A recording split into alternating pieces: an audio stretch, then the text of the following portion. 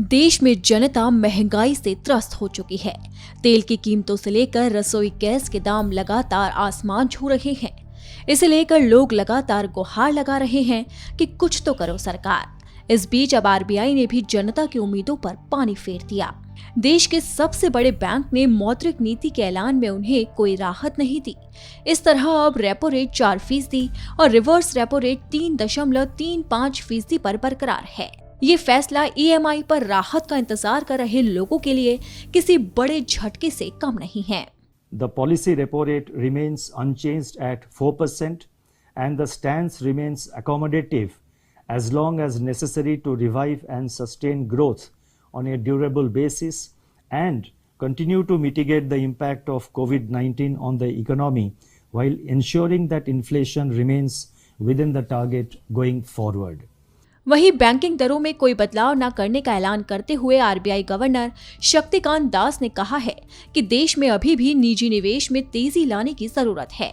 देश के कुछ हिस्सों में आई प्राकृतिक आपदाओं के चलते भी राज्यों से आने वाले राजस्व पर असर पड़ा है। इसी के साथ ही आरबीआई के गवर्नर शक्तिकांत दास ने कहा है कि वैश्विक बाजारों में कोविड-19 महामारी के चलते बहुत सी चुनौतियां आई हैं और भारत के सामने भी बहुत से चैलेंज आ रहे हैं, जिनका सामना करने में आरबीआई ने अहम भूमिका निभाने की कोशिश की है। देश की जीडीपी को लेकर आरबीआई गवर्नर ने कहा है कि वित्त वर्ष 2022 में आर्थिक विकास दर 9.5% रह सकती है। इस समय की स्थिति को देखते हुए कहा जा सकता है कि भारतीय इकोनॉमी बेहतर स्थिति में है। भारतीय रिजर्व बैंक ने आखिरी बार 22 मई 2020 को नीतिगत दरों में बदलाव किया था और इसके बाद से 8 बार मौद्रिक नीति समीक्षा हो चुकी है और आरबीआई ने ब्याज दरों में कोई बदलाव नहीं किया।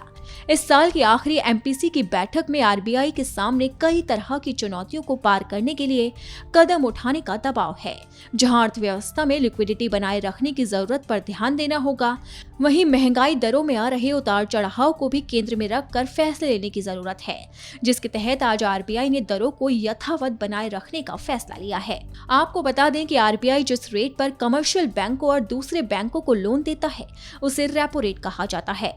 रेपो रेट कम होने का मतलब है कि बैंक से मिलने वाले सभी तरह के लोन सस्ते हो जाएंगे। इससे आपकी जमा पर ब्याज दर में बढ़ोतरी हो सकती है।